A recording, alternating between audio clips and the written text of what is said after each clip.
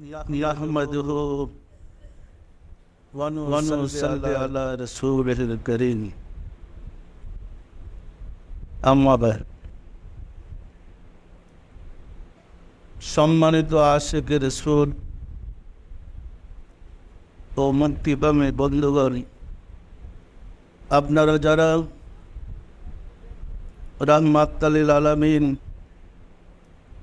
সরকারে দু আলম হযরত মুহাম্মদ মুস্তাফা আহমদ মুস্তাফা সাল্লাল্লাহু আলাইহি ওয়াসাল্লামের শুভ জন্মবার্ষিকী স্মরণে আয়োজিত ঈদে মিলাদুন নবী সাল্লাল্লাহু আলাইহি ওয়াসাল্লাম উপলক্ষে আশিকে রাসূল সম্মেলনে অংশগ্রহণ করেছেন। আমার পক্ষ থেকে আপনারা ঈদ মুবারক গ্রহণ করুন। ঈদ মুবারক। আজ বিভিন্ন বক্তাগণ হযরত রাসূল পাক সাল্লাল্লাহু আলাইহি ওয়াসাল্লামের শুভ জন্মদিনের উপরে বিভিন্ন দিক নিয়ে আলোচনা করেছেন। অনেকের মাঝে প্রশ্ন, উম্মতে মুহাম্মাদির জন্যে দুইটা ঈদ, এ হচ্ছে ঈদুল ফিতর আর এক হচ্ছে ঈদুল আজহা। আমি কথা পরিষ্কার করার জন্য বলতে চাচ্ছি, ঈদ শব্দের অর্থ হল খুশি, আর ঈদে মিলাদুন নবী হযরত রাসূল পাক সাল্লাল্লাহু আলাইহি ওয়াসাল্লামের জন্মের খুশির দিন। সম্মানিত আশিকে রাসূলেরা, নিশ্চয়ই আপনারা অবগত আছেন ঈদুল ফিতরের সাথে সম্পর্ক হয়েছে রোজার। দীর্ঘ 1 মাস সিয়াম সাধনা করার পরে মহান রব্বুল আলামিন দয়া করে যাদের রোজা কবুল করেন তাদের জন্য ঈদুল ফিতরের দিন আনন্দের দিন। যাদের রোজা আল্লাহর কাছে কবুল হয় নাই তাদের জন্য কি ঈদের দিন নাকি অনুতাপের দিন? শুধু কেবল যাদের রোজা আল্লাহ কবুল করেছেন এবং রোজার বিনিময়ে যাদেরকে আল্লাহ দয়া করে পুরস্কৃত করেন তাদের জন্য ঈদুল ফিতর। ঈদুল আজহা হচ্ছে হযরত রাসূল পাক সাল্লাল্লাহু আলাইহি ওয়াসাল্লামের পূর্বপুরুষ হযরত ইব্রাহিম আলাইহিস সালাম থেকে রেওয়াজ অনুযায়ী মুসলিম জাতির কাছে চলে আসছে। সেটা হচ্ছে কোরবানির ঈদ।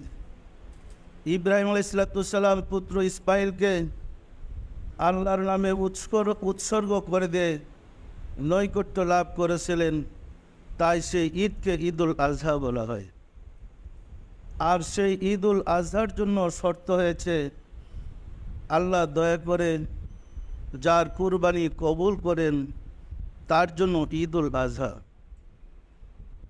যার কুরবানি কবুল হয় নাই তার জন্য কি ঈদুল আজহা আছে?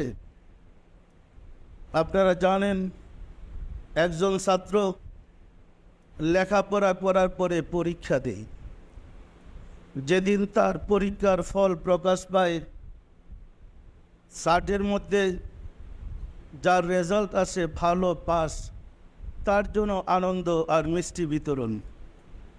যার রেজাল্ট আসে ফেল, সে খুব মা বাপ ভাই বোন নিয়ে আনন্দ করে। তাহলে দুইটা ঈদই, ঈদুল ফিতর আর ঈদুল আজহা, একটার সাথে শর্ত রোজা কবুল, আরেকটার সাথে শর্ত হচ্ছে কোরবানি কবুল। আর আজকে আমরা যে ঈদ করতে যাচ্ছি বা করে আসছি, এই ঈদের সাথে আল্লাহ কোনো ইবাদত সংযোগ করে দেয় নাই। এই ঈদের সাথে নামাজ শর্ত না, এই ঈদের সাথে নামাজ জড়িত না, রোজা জড়িত না যে রোজা কবুল হলে আপনার ঈদ হবে, নামাজ কবুল হলে ঈদের আনন্দ হবে।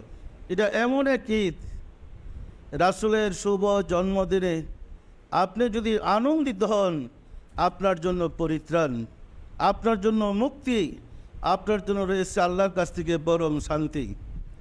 তাহলে যে ঈদের সাথে কোনো শর্ত নেই, কবুলের কোনো শর্ত নাই, এটা হচ্ছে সেই ঈদ। এই ঈদকে তো হাকিকতে ঈদ বলে।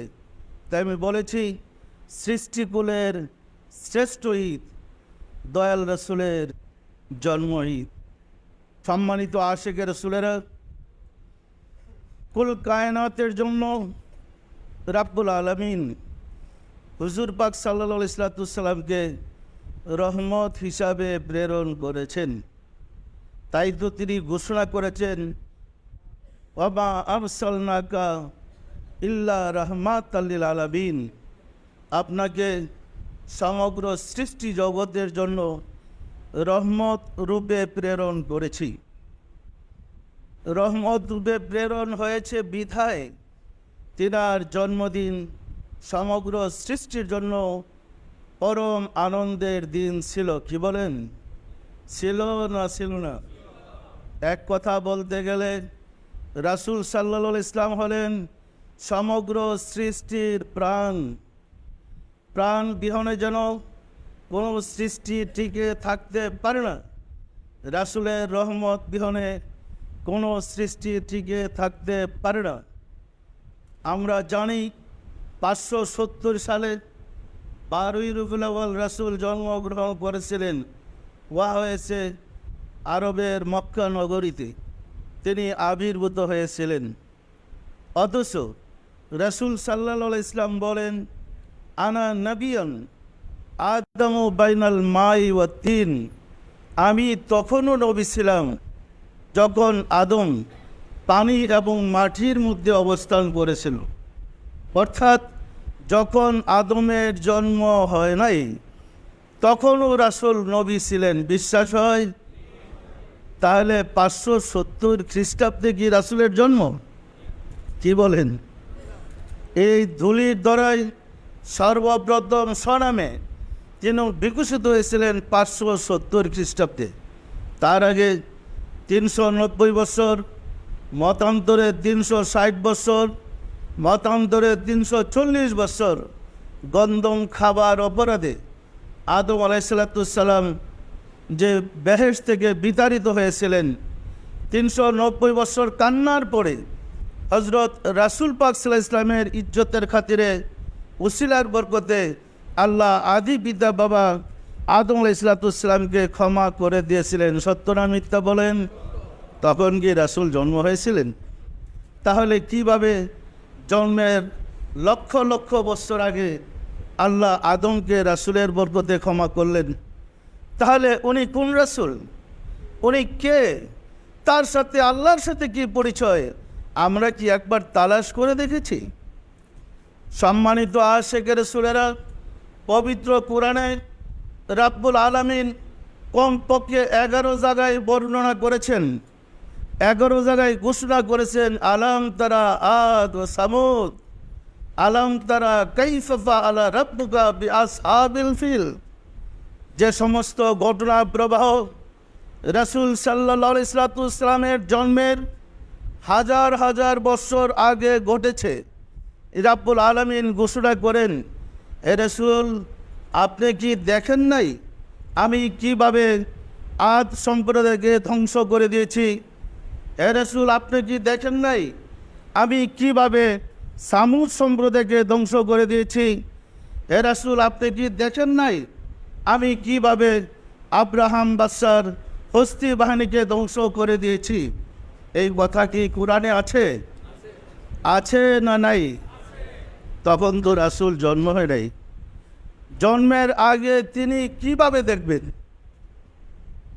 আল্লাহ কি রাসূলের সাথে ঠাট্টা করেছেন? সম্মানিত আশিক রাসূলেরা, স্বল্প জ্ঞানের কারণে আমরা বুঝতে ভুল করেছি। আমরা মনে করেছি আমরা যেমন মায়ের কুলে জন্ম নিয়েছি, রাসূল তো মায়ের কুলে জন্ম নিয়েছেন, তাই তিনি আমাদের মতো মানুষ। আমাদের সম্বন্ধে তো আল্লাহ কোনোদিন বলেন নাই, হে হযরত আপনি কি দেখেন নাই? হে হুজুর আপনি কি দেখেন নাই আমি এই ঘটনা কীভাবে ঘটেছি? অথচ রাসূলের শানে পবিত্র কোরআনে তার জন্মের হাজার হাজার বছর আগের ঘটনা আল্লাহ স্মরণ করে বলেছেন, আপনি কি দেখেন নাই কিভাবে আমি এই ঘটনাটা ঘটেছি? ইহা থেকে প্রমাণ করে না ঘটনা প্রবাহ অন্যান্য নবীদের জমানায় যা ঘটেছে রাসূল ওইখানে সশরীরে উপস্থিত ছিলেন ছিলেন না? না থেকে কিভাবে তিনি দেখেন? অন্যত্র আল্লাহ ঘোষণা করেন, হে রাসূল, আপনাকে মানব মণ্ডলীর জন্যে শাহিদাও ওয়া মুবাশশিরান, আমি আপনাকে সাক্ষীদাতা হিসাবে, সুসংবাদদাতা হিসাবে প্রেরণ করেছি। সম্মানিত আশিক রাসূলেরা, নিশ্চয়ই আপনারা অবগত আছেন, কোনো ঘটনা ঘটতে হইলে যিনি সাক্ষী দেবেন, সাক্ষীদাতাকে ওই ঘটনার সামনে উপস্থিত থেকে সশরীরে চাক্ষুষ দেখতে হয়। স্বপ্নে দেখে কি সাক্ষী দেওয়া যায়? তাহলে সৃষ্টির আদি থেকে সৃষ্টির অন্ত পর্যন্ত, সৃষ্টির শুরু থেকে সৃষ্টির শেষ পর্যন্ত পৃথিবীতে যত মানুষ এসেছে, আসবে, আছে, প্রত্যেক মানুষ রাত্রের অন্ধকারে কি করে, দিনের আলোতে কি করে, ঘরে দরজা দিয়া কি করে, পানির নিচে ডুব দিয়া কি করে, সমস্ত ঘটনা প্রবাহ রাসূল উপস্থিত থেকে দেখে। বিশ্বাস হয় না? বিশ্বাস হয় না? হয় না? তাহলে সমস্তের কার্য বিবরণী আমরা যে যখন যা করি, সৃষ্টির আদি থেকে অদ্যাবধি এবং কিয়ামত পর্যন্ত যা ঘটেছে, প্রত্যেকের জীবনে যা ঘটে, সব রাসূল উপস্থিত থেকে দেখে। না দেখে সকল মানুষের জন্য তিনি কিভাবে সাক্ষী দিবেন? সম্মানিত আশিক রাসূলেরা, আমার আপনার ছেলের চোখের আড়ালে কি করে আমরা বলতে পারি না? পারি? আমার স্ত্রী, আমার আপনার স্ত্রী আমাদের চোখের আড়ালে কি করে আমরা বলতে পারি না? বলতে পারি। কিন্তু রাসূল এমন এক ব্যক্তি, যিনি আদম থেকে শুরু করে কিয়ামত পর্যন্ত যত মানুষ সৃষ্টি হয়েছে, সৃষ্টি হবে, বর্তমানে আছে, সবার সমস্ত কর্ম উপস্থিত থেকে দেখেন এবং সাক্ষী দেবেন। আল্লাহ তাই তো প্রমাণ করেছেন, আপনি হলেন সাক্ষীদাতা। না দেখে সাক্ষী দেওয়া যায়? এখন আমাদের রাসূল কি শুধু আমাদেরই না, কুল কায়নাতের বলেন? সম্মানিত আশিক রাসূলেরা, দুর্ভাগ্য মুসলিম জাতির, রাহমাতুল লিল আলামিনের উম্মত হওয়া সত্ত্বেও তিনি কেমন আমরা বুঝতে পারি না, বুঝতে ভুল করেছি। রাহমাতুল লিল মক্কা, রাহমাতুল লিল মুসলমান রাসূল নয়, রাসূল সমগ্র সৃষ্টি জগতের, কুল কায়নাতের রহমত। যেখানে রহমত উপস্থিত থাকে না সেখানে হয় গজব। কি বলেন? যেখানে রহমত থাকে সেখানে গজব থাকতে পারে না। তাহলে সমগ্র সৃষ্টি জগতে রহমত আছে না নাই? রহমত না থাকলে প্রাণীকুল বাঁচতে পারত না, রহমত না থাকলে সবই ধ্বংস হয়ে যেত। তাহলে সব জায়গায় রাসূল বিরাজমান আছে না নাই? সম্মানিত আশিক রাসূলেরা, আমি শুধু আমাদের প্রচলিত ধারণা সম্বন্ধে বলবো। পবিত্র কুরআন কার বাণী বলেন তো? বিশ্বাস করেন আল্লাহর বাণী? কুরআন কার বাণী বলেন? আল্লাহর বাণী। এই কুরআন কার জবান দিয়া বের হয়েছে বলেন তো? যার জবান দিয়া কথা বের হলে আল্লাহর বাণী হয়, ওনার সাথে আল্লাহর সাথে কি সম্পর্ক একবার চিন্তা করে দেখেছি? যার জবান দিয়া কথা বের হলে আল্লাহর কথা হয়, সবাই বিশ্বাস করেন কুরআন আল্লাহর বাণী। কুরআন কার জবান দিয়া বের হয়েছে? তো যার জবান দিয়া কথা বের হলে আল্লাহর বাণী হয়, ওনার সাথে আল্লাহর কি সম্পর্ক চিন্তা করে দেখেছি? একবার বুঝতে পেরেছি উনি কে? সম্মানিত আশিক রাসূলেরা, পবিত্র কুরআনে অন্যত্র আল্লাহ ঘোষণা করেন, ওয়ামা রামাইতা ইজ রামাইতা ওয়ালাকিন্নাল্লাহ রামা। হে রাসূল, আপনি যে বালি নিক্ষেপ করেছেন, আপনি করেন নাই, আমি করেছি। জঙ্গে বদরের যুদ্ধে কাফেররা যখন মুসলমানদেরকে ঘায়েল করে ফেলতে শুরু করেছিল, মুসলমানগণ দেখতেছিলেন রাসূল সাল্লাল্লাহু আলাইহি সাল্লাম এক মুষ্টি বালি হাতে নিয়ে কাফেরদের উপরে নিক্ষেপ করেছে। এক মুষ্টি বালি সমস্ত কাফেরদের চোখে গিয়ে পড়েছে। কাফেররা চোখ জ্বলতে জ্বলতে মুসলমানরা বিজয় হয়েছেন। বিজয়ের পরে মুসলমানরা গল্প করতেছে, আমি এইভাবে যুদ্ধ করেছি, আমি এতজন শত্রুকে শুয়াইছি, আমি এতজনকে হত্যা করেছি। আলোচনা গল্প। ওহী আসলেন, হে রাসূল, বালি যে আপনি নিক্ষেপ করেছিলেন, আপনি নয়, আমি করেছি। সাহাবারা দেখলেন রাসূল বালি নিক্ষেপ করেছে, আল্লাহ বলেন আমি নিক্ষেপ করেছি। তাহলে সাহাবারা কি মিথ্যা দেখেছে? কি বলেন? আল্লাহ কি মিথ্যা কথা বলেছে? তাহলে বলেন রাসূলের সাথে আল্লাহর সম্পর্ক কেমন ছিল? সম্মানিত আশিক রাসূলেরা, ইন্নামা ইউবাইয়ুনাল্লাহ ইউবাইয়ুনা ফাওকা আইদিহিম, ইহাটি কোরআনের আয়াত নয়। রাব্বুল আলামিন বলেন, হে রাসূল, যারা আপনার হাতে হাত দিয়া বায়েত হয়েছে, তারা আমার হাতে হাত দিয়া বায়েত হয়েছে। যার হাত আল্লাহ ঘোষণা করেন আমার হাত, তিনার সাথে আল্লাহর কি সম্পর্ক একবার চিন্তা করে দেখেছি? সম্মানিত আশিক রাসূলেরা, নিশ্চয় আপনারা অবগত আছেন, আমরা প্রতিদিন সুন্নত, নফল এবং ফরজ নামাজ পড়ি না ফরজ নামাজও কাবার দিকে মুখ করে আল্লাহকে সেজদা করে পড়ি।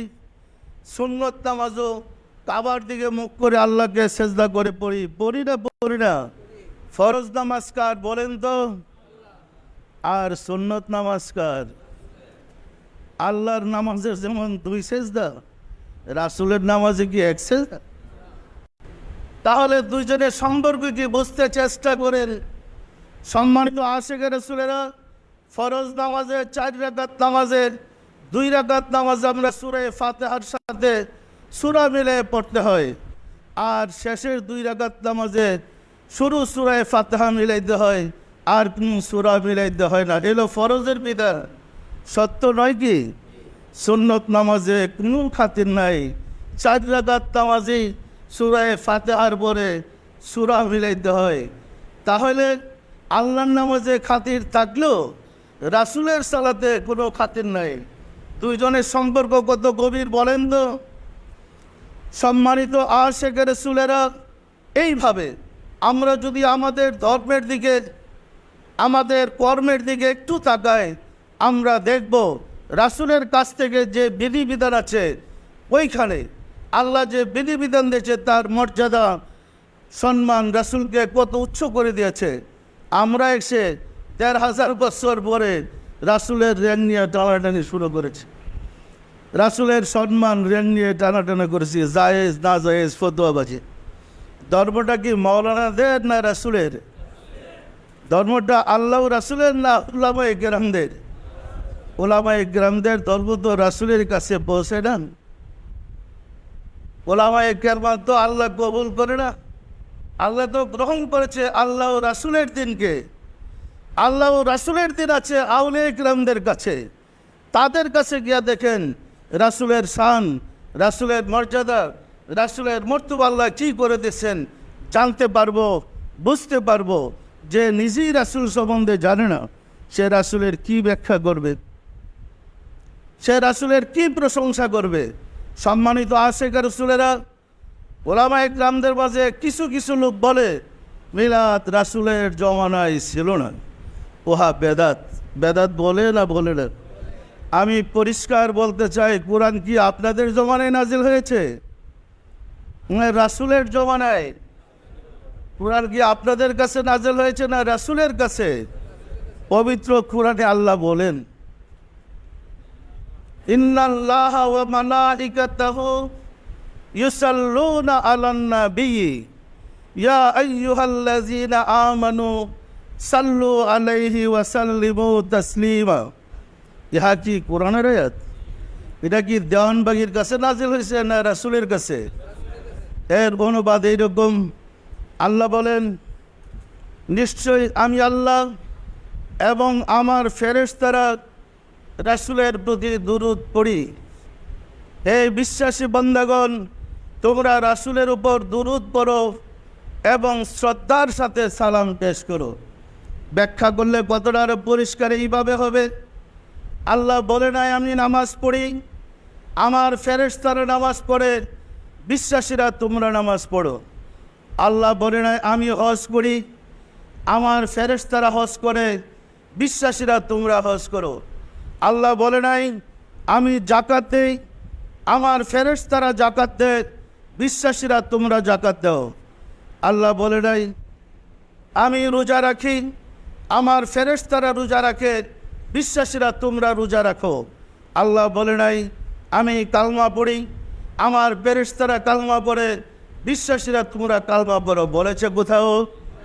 কিন্তু আল্লাহ বলেন আমি দুরূদ পড়ি, আমার ফেরেশতারা দুরূদ পড়ে, বিশ্বাসীরা তোমরা আমার হাবিবের প্রতি দুরূদ পড়ো এবং শ্রদ্ধার সাথে সালাম পেশ করো। এখন বলেন, শ্রদ্ধার সাথে রাসূলের প্রতি দুরূদ পড়ার এবং শ্রদ্ধার সাথে সালাম পেশ করার অনুষ্ঠান মিলাদ ছাড়া আর কোনো অনুষ্ঠানে আছে? কোনো ওয়াজ মাহফিলে রাসূলের প্রতি দুরূদ এবং সালাম আছে? একমাত্র মিলাদের মাহফিলে রাসূলের প্রতি প্রথম অংশ দুরূদ, শেষ অংশ সালাম পেশ করতে হয়। হয় না? হয় না? সম্মানিত আশিকের রাসূলেরা, এই কথা কি কোরআনের নাকি মানুষের? আল্লাহ যে বললেন আমি নিজে আমার ফেরেশতারা রাসূলের প্রতি দুরূদ পড়ি, বিশ্বাসীরা তোমরা রাসূলের প্রতি দুরূদ পড়ো এবং শ্রদ্ধার সাথে সালাম পড়ো। তো দুরূদ পড়া, শ্রদ্ধার সাথে সালাম পেশ করা মিলাদ ছাড়া আর কোনো অনুষ্ঠানে আছে?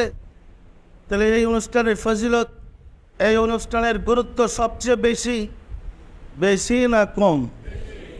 যদি না বুঝি, আমি যদি ব্যাখ্যা না বুঝি, মন গড়া ব্যাখ্যা করতে চাই, দশা তো এরকমই হবে। আল্লাহ যার গুরুত্ব সবচেয়ে বেশি দিয়েছেন আমরা তাকে বলি বেদাত। তাহলে ফরজ কোনটা হবে? আল্লাহ তো সালাত কায়েম করতে বলছে, যাকাত দিতে বলছে, হজ করতে বলছে, ওইগুলো তো ফরজ। আর যেটা আল্লাহ নিজে করে ফেরেশতাদেরকে বিশ্বাসীদেরকে করতে হুকুম দিলেন, সেটা কি? সেটা কি বলেন? সেটা মুস্তাহাব, সুন্নত। সম্মানিত আশিক রাসূলেরা, কোন ব্যবসায় লাভ হবে এটা কিন্তু আমরা বুঝি না। কোন ব্যবসায় যে বেশি লাভ বোঝার কোনো বুদ্ধি আমাদের নাই। মন করে একটা মতবাদ সৃষ্টি করে বসলাম। এই মতবাদই আমাদেরকে বিপদগামী করেছে। এই মতবাদের কারণে আমরা আল্লাহ রাসূল থেকে দূরে সরে পড়েছি। সম্মানিত আশিক রাসূলেরা, আমাদের জানা উচিত আমাদের রাহমাতাল লিল আলামিন শুধু আমাদের নয়, সমগ্র সৃষ্টি জগতের। আল্লাহ নিজের কথা বলেছেন, আল্লাহ নূরুস সামাওয়াতি ওয়াল আরদ, আল্লাহ আসমান জমিনের নূর। আল্লাহর নূরের মেসাল একটা জ্বালানো বাতির মতো। অন্য জায়গায় আল্লাহ বলেন, ওয়াদায়াত ইলাল্লাহি বিইজনিহি ওয়া সিরাজাম মুনীর। হে রাসূল, আমি আপনাকে প্রজ্বলিত প্রদীপ হিসাবে প্রেরণ করেছি। আল্লাহ বলেন আমি জ্বালানো বাতির মতো। আর রাসূলের সাথে বলেন আপনি সেই জ্বালানো বাতি। জ্বালানো বাতির মতো আর জ্বালানো বাতি কেমন পার্থক্য বুঝেন? সম্মানিত আশিক রাসূলেরা, যার মর্যাদা আল্লাহ নিজেই বলেছেন, রাসূলের সাথে আল্লাহ বলেন ওয়া রাফা'না লাকা যিকরাক। হে রাসূল, আপনার জিকির, আপনার স্মরণ সবার চেয়ে আমি ঊর্ধ্বে করেছি। আল্লাহ যাকে, যার জিকির, যার প্রশংসা, যার গল্প সবচেয়ে ঊর্ধ্বে করেছেন, তিনার মর্তবা বেশি না কম? সম্মানিত আশিক রাসূলেরা, শ্রেষ্ঠ রাসূলের উম্মত হয়ে, শ্রেষ্ঠ রাসূলের অনুসারী হয়ে নিজেদের অজ্ঞতার কারণে আমরা রাসূলকে বলে বসেছি। অজ্ঞতার কারণে রাসূল থেকে দূরে সরে পড়েছে। বিশ্বাস হয়? বিশ্বাস হয় না হয় না? আমরা মাদ্রাসা থেকে কামেল পাস করে দাওরা পাস করে মনে করেছি নায়েবে রাসূল হইলাম। মাদ্রাসা থেকে রাসূল পাস করে কি রাসূল হয়েছেন? রাসূল যদি মাদ্রাসায় পুরা রাসূল না হয়, আপনি মাদ্রাসায় পুরা নায়েবে রাসূল কীভাবে হবেন? রাসূলের তো আক্ষরিক কোনো বিদ্যা ছিল না, অক্ষরের কোনো প্রয়োজন রাসূলের হতো না। রাসূল নূরের আলো দ্বারা আলোকিত ছিল, প্রজ্বলিত প্রদীপ ছিলেন। সুতরাং ওনার তো আক্ষরিক কোনো বিদ্যা ছিল না। সম্মানিত আশিকে রাসূলেরা, কিতাবের অক্ষর পড়ে আমরা কিভাবে নায়েবে রাসূল হব? আমরা যদি নূরের রাসূলের সিনা থেকে ওই প্রজ্বলিত প্রদীপ নিজের সিনায় জ্বালিয়ে আলোকিত হতে পারি, আমরা হব নায়েবে রাসূল। যার সিনার মধ্যে রাসূলের রেখে যাওয়া আল্লাহর প্রজ্বলিত নূর যার সিনাকে আলোকিত করতে পারে নাই, সে কীভাবে মুমিন হবে? সে কীভাবে ইমানদার হবে? যার নিজের হাতে বাতি নেই, সে আরেকজনকে অন্ধকার রাত্রে রাস্তা দেখাবে কীভাবে? যার কাছে মশাল আছে, বাতি আছে, প্রজ্বলিত আলো আছে, সে নিজে যেমন রাস্তা দেখতে পারে অন্ধকার রাত্রিতে, হাজার হাজার মানুষকে রাস্তা দেখাতে পারে। যার কলব অন্ধকার, যে চোখ বললে ভিতরে শুধু আন্ধার আর আন্ধারই দেখে, সে কীভাবে মানুষকে আলো দেখাবে? আল ঈমানু নূরুন ওয়াল কুফরু যুলুমাত। ঈমান জ্যোতি, নূর, আলো। এই ঈমান মানুষের অন্তরে থাকে। চোখ বন্ধ করে দেখেন অন্তরে কলবে আলো আছে না নাই। যদি না থাকে কীভাবে আপনি আলোওয়ালা হইলেন? যদি না থাকে কীভাবে নায়েবে রাসূল হইলেন? সুতরাং যিনি সাধনা করে নিজের সিনার মধ্যে রাসূলের নূরের আলো জ্বালাইতে পেরেছে, আল্লাহর নূর প্রজ্বলিত করতে পেরেছে, তাকেই বলা হয়েছে মুমিন। আর তাই তো রব্বুল আলামিন বলেন, পবিত্র কোরআনে বর্ণিত হয়েছে, ফাওয়াইলুল লিল কাসিয়াতি কুলুবুহুম মিন যিকরিল্লাহ উলাইকা ফি দালালিম মুবিন। যার কালবে আমার জিকির জারি নাই, সে বিপদগামী, সে পথভ্রষ্ট। সম্মানিত আশিকে রাসূলেরা, যার কলবে আলো নেই, সে তো নিজেই অন্ধকারে ডুবে আছে। সে কীভাবে মানুষকে আলোর পথে আনবে? সুতরাং আলোর পথে আনতে হলে প্রথম শর্ত, নিজের হৃদয়ে আলো জ্বালাইতে হবে। আর সেই আলো হবে আল্লাহর প্রজ্বলিত নূর শিখা।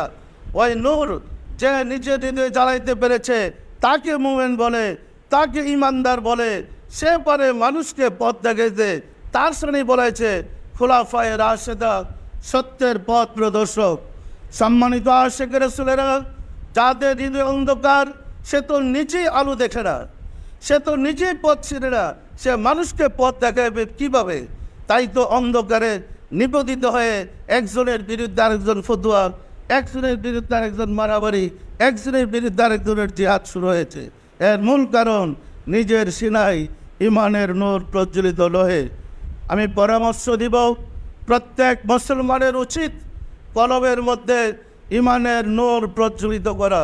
যে পর্যন্ত আমরা কলবের মাঝে ইমানের নূর প্রজ্বলিত করতে সক্ষম হব, সে পর্যন্ত আমরা মুমিন হইতে পারব না। আর যে পর্যন্ত মুমিন হতে না পারব, আমরা যদি ইমানদার দাবি করি, আমাদের জন্য রয়েছে আল্লাহ নির্ধারিত গজব, যা সারা বিশ্বের মুসলমানদের উপরে গজব বর্ষিত হচ্ছে। কারণ আমরা মিথ্যা মুমিন দাবি করেছি, আমরা মিথ্যা ইমানদার দাবি করেছি, মিথ্যা নায়েবে রাসূল দাবি করেছি। রাসূলের ওই নূর নিজের সিনায় প্রজ্বলিত করতে পারলেই আমরা হব মুমিন। আশিকে রাসূলেরা, আমরা চাই বাংলার ঘরে ঘরে আশিকে রাসূল সৃষ্টি হোক। সম্মানিত আশিকে রাসূলেরা, রাসূলের জন্মে আপনারা খুশি না কষ্ট পান? যাকে সৃষ্টি করে না হলে জগৎ সৃষ্টি হতো না, তার শুভ জন্মদিনে জগৎ খুশি না দুঃখিত? সমগ্র জগৎ যার শুভ আগমনের প্রতীক্ষায় ছিলেন, সেই রাহমাতুল্লিলের শুভ আগমনে জগৎ ধন্য হয়েছে। তবে একজন কিন্তু খুশি হইতে পারেন নাই। চিনেন তাকে? যিনি খুশি হইতে পারেন নাই তিনি হলেন মারদূত শয়তান। শয়তান কিন্তু শয়তান রূপে আপনাদেরকে জীবনও ধোঁকা দিতে পারবে না। শয়তান মানুষকে হুজুর সাইজা ধোঁকা দিতে হবে, কারণ শয়তান তার রূপে যদি প্রকাশ পায় আপনি তো বুঝেই ফেলাইবেন এটা শয়তান, আপনি আস্তাগফিরুল্লাহ করে তার কাছ থেকে দূরে সরবেন। কিন্তু শয়তান যদি কায়দা কুয়দা করে হুজুর সাজতে পারে, আপনাকে ধোঁকা দেওয়া সহজ সহজ না কঠিন? সম্মানিত আশিক রাসূলেরা, মসজিদ করে মুসল্লিরা যখন নামাজ পড়তে ঢুকে, জুতা চোরও তো ঢুকে। জুতা চোরকে চোর সাইজা ঢুকে না হুজুর সাইজা ঢুকে? দেখবেন জুতা চোর মসজিদে যখন ঢুকে এমন সুন্দর পাঞ্জাবি, এমন সুন্দর জুব্বার পাগড়ি লাগায়, আপনারও মনে চাবে একটু মুসাফাটা করে গুনাহ মাফ করতে পারে কিনা দেখি। তিনি কিন্তু গুনাহ মাফের জন্য মসজিদে ঢুকে নাই, তিনি ঢুকছেন আপনার জুতা চুরি কীভাবে করবেন। যুগে যুগে যত শয়তান মানুষকে ওয়াসওয়াসা দিয়েছে, ধোঁকা দিয়েছে, ঈমান হরণ করেছে, সব হুজুর সাহায্যেই করেছে। হুজুর সেজেই মানুষকে প্রতারণা করেছে, ধোঁকা দিয়েছে, বেঈমান করেছে। আমরা পরিষ্কার দেখতে চাই, যারা রাসূলের জন্মে খুশি না তারা কারা বলেন তো? তারা কারা বলেন তো? আপনারা খুশি হবেন না বেজার হবেন? সম্মানিত আশিকের রাসূলেরা, ছোট্ট একটা ঘটনা দেখেন। আপনার ছেলের 3 বছর বা 5 বছর বয়স, তার জন্মদিনে যেদিন আসে দেখেন ছেলের কত আনন্দ। সে ছুটাছুটি করতে থাকে, ভালো কাপড় পরে, মানে অস্থির। তার আজকে চরম আনন্দ। আনন্দ না কষ্ট? যাকে সৃষ্টি করে নালে জগৎ সৃষ্টি হতো না, তার জন্মদিনে রাসূলের আনন্দ না কষ্ট? রাসূলের জন্মদিনে রাসূলও খুশি, আল্লাহ খুশি, আউলিয়া কেরামও খুশি, মোমেন ব্যক্তিগণ খুশি, ফেরেশতারা খুশি, কুল কায়নাত খুশি। তবে একটা শ্রেণী একটু কষ্ট আর কি, বুঝেন না? ওই যে যারা হুজুর, কারণ এরা যে ঈমান লুটতে আসছে, এদের সাথে রাসূলের কোনো সম্পর্ক নাই। যাদের সাথে রাসূলের সম্পর্ক নাই, নিজের মাপকাঠি দিয়ে রাসূলকে মাপতে চায়। তারা চায় ইসলাম কায়েম করতে। যার 3.5 হাত দেহের ভিতরে ইসলাম নাই, সে আবার সারা বিশ্বে ইসলাম কায়েম করবে কি? সম্মানিত আশিক রাসূলেরা, আমাদের সাবধান থাকতে হবে, সতর্ক থাকতে হবে। রাসূল কে? রাসূলের কি পরিচয়? তিনি দেয়া গেলেন আমাদেরকে কোরআন। আমরা কোরআন মানি কিন্তু রাসূলকে মানি না। দেখেন কীরকম মানেন না লোকগুলা। আমরা কোরআন মানি, হাদিস মানি, রাসূলকে মানি না। এতে বোঝা গেল আসলে রাসূলকে মানে কোরআনও মানি না। সত্য না মিথ্যা বলেন? মানুষকে ধোঁকা দেওয়ার বিভিন্ন কৌশল। তাই আমরা কি ধোঁকাবাজদের খপ্পরে পড়ব না ইমানদার হইতে চাইব? সম্মানিত আশিকেরা, যারা রাসূল সম্বন্ধে কটাক্ষ করেন, তালাশ করে দেখেন এদের পেশাই হয়েছে ধর্ম ব্যবসা করে মানুষকে প্রতারণা করা। একবার এক একটা ওসিলাত দেওয়া মানুষকে ধোঁকা দেয়, এটা তাদের ব্যবসা। আমরা কি ব্যবসায়ীদের খপ্পরে পড়ব না রাসূলের আশিক হব? আমি আহ্বান করব সবাইকে, আসলে আমরা আশিকে রাসূল হই। আশিকে রাসূল হইলে আমরা মুমিন হব। আমরা যদি মুমিন হই, বিশ্বের অশান্তি দূর হইতে সক্ষম। বিশ্বে অশান্তি থাকতে পারে না। যে রাসূলকে ভালোবাসে সে আসে, যার কাছে রাসূল থাকে, যার মাঝে রাসূলের প্রেম আছে, তার উপর আল্লাহর গজব আসতে পারে না। কারণ রাসূলকে রহমত বলা হয়েছে, তাকে রহমত বেষ্টন করে রেখেছে, তার গজব আসবে কোথা থেকে? রহমত আর গজব এক জায়গায় থাকতে পারে না। পারে? আমরা কি আশিক রাসূল হইতে পারবো? আমি আপনাদেরকে পরামর্শ দিব, রাসূলের শুভ জন্মদিনের আনন্দ করার জন্য আমরা যদি ছেলে মেয়েদেরকে জামা কাপড় কিনে দেই, আমাদের ক্ষতি হবে? ছেলেমেয়েরা নতুন জামা কাপড় পরে খুশি হবে না বেজার হবে? আমরা যদি বাজার থেকে গরু কিনে বাদ লাগাই মাংস নিয়ে ছেলে মেয়েদেরকে নিয়ে আনন্দ করে খাই, আমাদের ক্ষতি হবে? এটা নাজায়েজ হবে। যদি আপনি রাসূলের জন্মের দিনে আনন্দ করে গোশত নিয়ে ছেলে মেয়ে নিয়ে খান, পোলাও, বিরিয়ানি, কুরমা টুরমা পাবেন, এতে ছেলেমেয়েরা খুশি হবে? হবে না? খুবই হবে না? ওই খুশির পিছনে একটু অন্তর্চক্ষু খুলে দেখেন রাহমাতুল লিল আলামিন কীভাবে হাসতেছেন, কত আনন্দ করতেছেন। আপনার ছেলে মেয়ে আপনি আনন্দ করলেন, রাসূল আপনার পিছনে দাঁড়ায় দাঁড়ায় খুশিতে আনন্দে আত্মহারা, আর তিনি চাচ্ছেন আপনাকে সাফায়েত করতে। আমরা রাসূলের সাফায়েত পেতে চাই না? আল্লাহ বলেন তাব্বাত ইয়াদা আবি লাহাব, আবুল আহাবের হাত ধ্বংস হয়ে যাক। যে আবুল আহাবের হাত ধ্বংস করার জন্য আল্লাহ অভিশাপ করেছেন, সেই কাফের আবুল আহাব রাসূলের শুভ সংবাদের কথা শুনে আনন্দিত হয়ে তার কৃতদাসী সুয়াইবাকে মুক্ত করে দিয়েছিল না দেয় নাই? এই খুশিতে সোমবার দিন আসলে তার আঙ্গুল দিয়ে ইশারা দিয়ে বলেছিল, যাও তুমি মুক্ত, তুমি মুহাম্মদের জন্মের সংবাদ আমাকে দিয়েছ, আমার বাতিজার শুভ জন্মের সংবাদ দিয়েছ, তুমি মুক্ত। ওই আঙ্গুল দিয়ে প্রতি সপ্তাহে সোমবারে এক প্রকার পানীয় বের হয়, শরবত বের হয়। উনি শরবত পান করে এক সপ্তাহের প্রাণের জ্বালা মিটাইয়া সে পরম শান্তি পায়।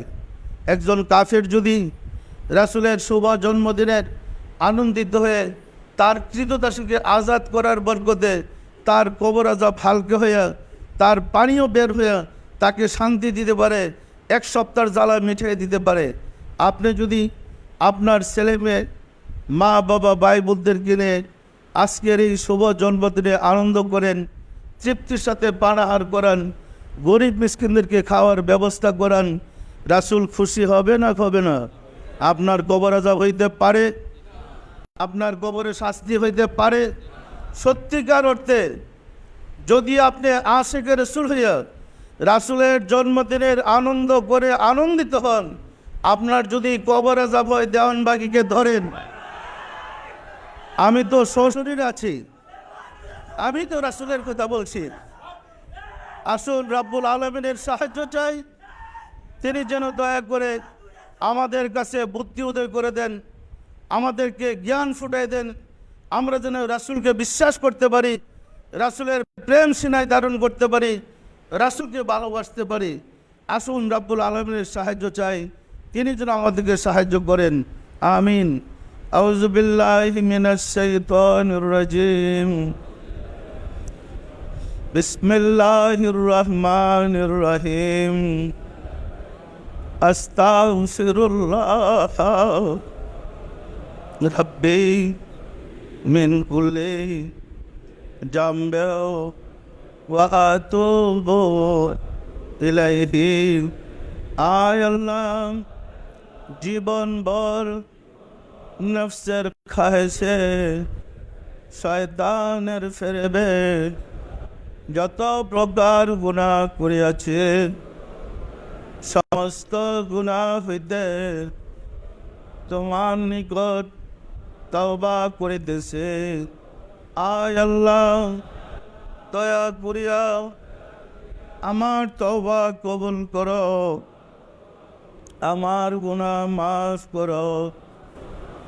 লা ইলাহা ইল্লাল্লাহ মুহাম্মাদুর রাসূলুল্লাহ। সম্মানিত আশিকে রাসূলেরা, অসংখ্য আশিকে রাসূলেরা ভিড় করেছেন আমাকে দেখার জন্যে, আমার কাছে আসার জন্যে, কিন্তু এত লোকের ভিড় সবার সামনে আমার যাওয়া কঠিন। মনে কষ্ট নেবেন না, আমি আমার মহান মালিকের কাছে বলি, তিনি যেন আপনাদেরকে শান্তি দেন, রহমতের ছায়ার আশ্রয় ভিক্ষা দেন। আজকের এই দিনে আমি আমার মহান মালিকের কাছে রাহমাতুল লিল আলামিনের এই শুভ জন্মের দিনে বলি, রাহমাতুল লিল আলামিনের বরকতে যেন দয়া করে ওই কঠিন বিপদের দিন তার রহমতের ছায়ার নিচে আপনাদেরকে স্থান করে দেন। আমার এখানে ওজিফার আমল করলে অধিকাংশ লোকই রাসূল পাক সাল্লাল্লাহু আলাইহি ওয়াসাল্লামের দিদার পায়, রাসূল পাক সাল্লাল্লাহু আলাইহি ওয়াসাল্লামকে দেখতে পায়। মুসলমানদের এই যুগের মুসলমানদের এর চেয়ে বড় পাওয়ার কিছু নেই। আপনি ঘরে বসে আশেকে রাসূলের দিদার পাওয়া কথাটা সহজ নয়। তাই মহব্বতের সাথে আপনারা আমল করেন। আসুন রাব্বুল আলামিনের সাহায্য চাই, তিনি যেন দয়া করে আমাদেরকে কবুল করে নেন, আমাদেরকে তার গোলাম বানিয়ে দেন, রাসূলের আশেক বানিয়ে দেন। আমিন। সবাই দিলের হাত উঠে বলেন আল্লাহ আমিন। আল্লাহ আমিন। ওগো দয়াল মাওলা, দয়াল খুদা, অদম কঙ্গাল বেকুগরা, তোমার বেরাবের শুভ জন্মদিনের ঈদ অনুষ্ঠানে আজ এতক্ষণ পর্যন্ত বিভিন্ন বক্তাগণ আশিকে রাসূলগণ বয়ান করেছে, আর দেশ বিদেশ থেকে আশিকে রাসূলরা এসে কষ্ট করে ধৈর্য ধরে শ্রবণ করেছে। মাওলা গো, অনুষ্ঠান করতে গিয়ে আমরা যত ভুল বেয়াদবি করেছি তোমার শাহী দরবারে জোরহাত করে মাফ চাই, দয়া করে মাফ করে দাও, মাফ করে দাও রে মাওলা। আমাদের ভুল বেয়াদবিকে মাফ করে দাও, আমাদের ইবাদত সমূহ কবুল করে নাও, এর ফজিলত পৌঁছে দাও তাজদারে মদিনা সরকার দো আলম হযরত মুহাম্মদ মুস্তাফা আহমদ মুস্তাফা সাল্লাল্লাহু আলাইহি ওয়াসাল্লামের হুজুরে সওয়াব নজর বসাও। রাসূল পাক সাল্লাল্লাহু আলাইহি ওয়াসাল্লামের সম্মানিত পিতা মাতা, দাদা দাদি, নানা নানি, আল আওলাদ আল সাহাবা আজওয়াজ মুতাহিরিন, আহলে বাইতিন, খুলাফায়ে রাশিদিন দের পাকের হুজুরে সওয়াব নজর বসাও। খাতুনে জান্নাত মা ফাতেমা রাদিয়াল্লাহু তাআলা আনহা, সাইয়েদনা হযরত ইমাম হাসান, সাইয়েদনা হযরত ইমাম হুসাইন রাদিয়াল্লাহু তাআলা আনহুমা, যাহারা দিন ইসলামের জন্য কারবালার প্রান্তরে শাহাদাত বরণ করে গেল রে মাওলা, দয়া করে তাদের আরওয়াহ পাকের হুজুরে সওয়াব নজর বসাও। বাবা আদম আলাইহিস সালাতু ওয়াস সালাম হইতে রাসূল সাল্লাল্লাহু আলাইহি ওয়াসাল্লাম পর্যন্ত যত আম্বিয়া আলাইহিস সালাতু ওয়াস সালাম দারুল বাকায়ে তাশরিফ দিয়েছেন, তাদের আরওয়াহ পাকের হুজুরে সওয়াব নজর বসাও। সওয়াব নজর বসারে মাওলা, আমার মুর্শিদ পিরানে পীর দস্তগীর সুলতানুল মাশায়েখ সুলতানিয়া মুজাদ্দাদিয়াতুল করিমাম শাহ চন্দ্রপুরী রহমাতুল্লাহ আলাইহি হুজুরে তার সহধর্মণি হযরত বড় মা রহমাতুল্লাহ আলাইহি হুজুরে সওয়াব নজর বসারে মাওলা, হযরত খাজা বাহাউদ্দিন নকশবন্দ রহমাতুল্লাহ, মুজাদ্দিদ আল ফেসানি রহমাতুল্লাহ, খাজা মাইনুদ্দিন চিশতি রহমাতুল্লাহ, বড় পীর আব্দুল কাদের জিলানী রহমাতুল্লাহ, তাদের তরিকার সিলসিলায় যত পীর ওলি গাউস কুতুব তামাম পৃথিবীর মুমিনাত যে যেখানে ইন্তেকাল করিয়াছে রে মাওলা, দয়া করে তাদের আরওয়াহ পাকের হুজুরে সওয়াব নজর বসাও। সওয়াব নজর বসারে মাওলা, আমরা ভিক্ষুকেরা যারা তোমার শাহী দরবারে হাত উঠাইলাম, আমাদের আপন আপন গর্ভধারিণী মা জননী, জন্মদাতা পিতা, মহাবদ্র স্ত্রী, শ্রদ্ধেয় শ্বশুর শাশুড়ি, দাদা দাদি, নানা নানি, খালু খালা, ছেলে মেয়ে খেসাকরাবা যে যেখানে ইন্তেকাল করেছে রে মাওলা, দয়া করে তাদের আরওয়াহ পাকের হুজুরে সওয়াব নজর বসাও। আর যারা জগতের বুকে বেঁচে আছে তাদের প্রতি রহমত নাজিল করো মাওলা গো। ঘরে ঘরে আশিকে রাসূল বানিয়ে দাও, আশিকে রাসূলদের বিপদ আপদ বালা মুসিবত দয়া করে দূর করে দাও মাওলা গো। তোমার হাবিবের এই ঈদে মিলাদুন নবীর উপলক্ষে আমাদের দয়া করে চিরদিনের গুনাহগুলা মাফ করে দাও, আমাদেরকে দয়া করে কবুল করে নাও। মাওলা গো, আজকের অনুষ্ঠানে আশিকে রাসূল সেবকরা এবং প্রশাসনের কর্মকর্তারা যে ত্যাগ স্বীকার করেছে, এই মহল্লাবাসীরা যে কষ্ট স্বীকার করেছে, দয়া করে সবার খেদমতকে কবুল করে নাও। সবাইকে দয়া করে আশিকে রাসূল বানিয়ে দাও। মাওলা গো, আশিকে রাসূল অনুষ্ঠানে খেদমত করতে গিয়ে এবং শরীক হইতে গিয়ে যে যেখানে যত বল বেদবি করেছে, সবার পক্ষ থেকে আমি তোমার হাতে জোরহাত করে মাফ চাই। সবাইকে দয়া করে মাফ করে দাও, আমাদের সবাইকে দয়া করে কবুল করে নাও, আমাদের আজকের অনুষ্ঠানকে কবুল করে নাও। আমিন। বাহাগলা ইলাহা ইল্লাল্লাহু মুহাম্মাদুর রাসূলুল্লাহ।